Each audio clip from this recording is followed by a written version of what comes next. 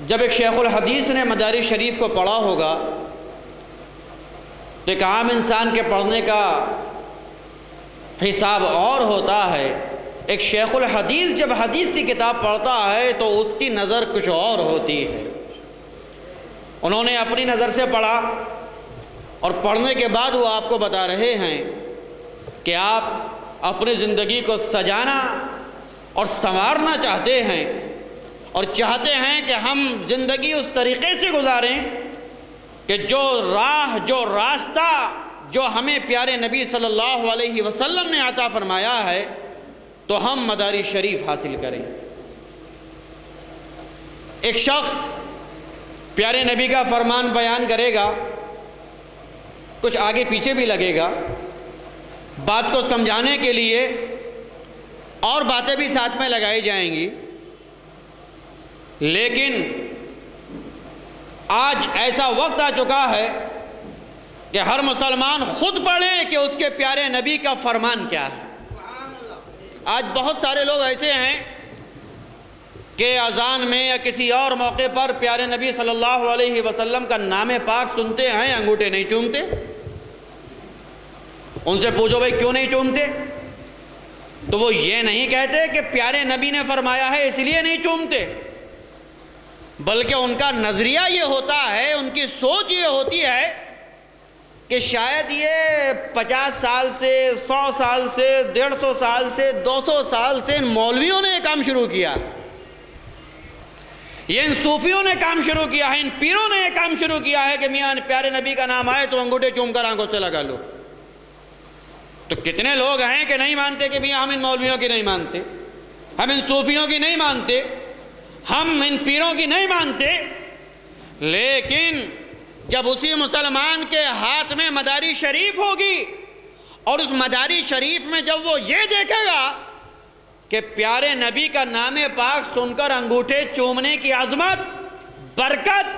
آج کے کسی مولانا کی بنائی ہوئی نہیں ہے، بلکہ پیارے نبی صلی اللہ علیہ وسلم نے خود ارشاد فرمائی۔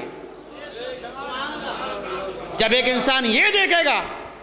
کہ یہ کام کسی مولوی کا نہیں ہے، آج سے کسی مفتی کا نہیں ہے، بلکہ پیارے نبی کا فرمان ہے، تو ظاہر سی بات ہے کہ پھر اگر دل میں ذرا سا بھی ایمان ہے تو پھر ہر مسلمان انگوٹھے چومے گا، ہر انسان انگوٹھے چومے گا، اس لیے کہ پیارے نبی نے فرمایا۔ تو مدارج شریف یہ حدیث شریف کی ایسی کتاب ہے کہ جس کے اندر آپ کو پیارے نبی کی سیرت مبارکہ ملے گی، پیارے نبی کا فرمان ملے گا، اور ایک سب سے خوبصورت بات اس مدارج شریف میں یہ ہے، ابھی جیسے آپ انگوٹھے چومنے کی بات لے لیجئے،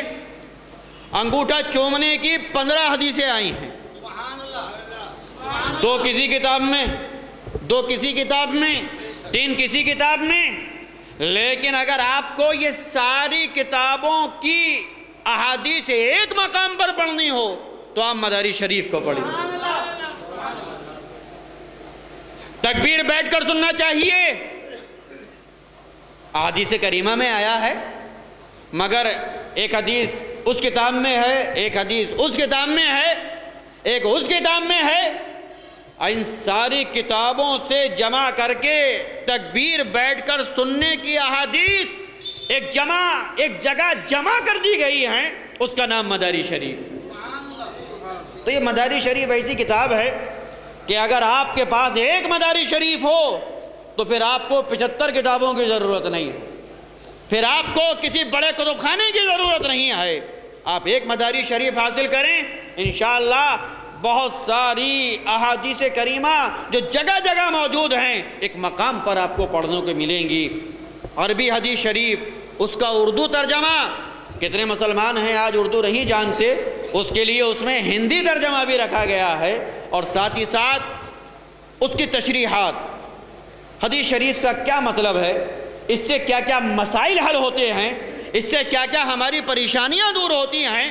یہ تشریحات بھی آپ کو اس میں پڑھنے کو ملیں گی۔ آج میں آپ سے گزارش کروں گا کہ آپ یہاں سے جائیں تو اپنے ساتھ مدارج شریف لے کر جائیں، تاکہ آپ آج یہاں سے جائیں تو علم و عرفان کا خزینہ آپ کے ساتھ ہو۔ آئیے حضرات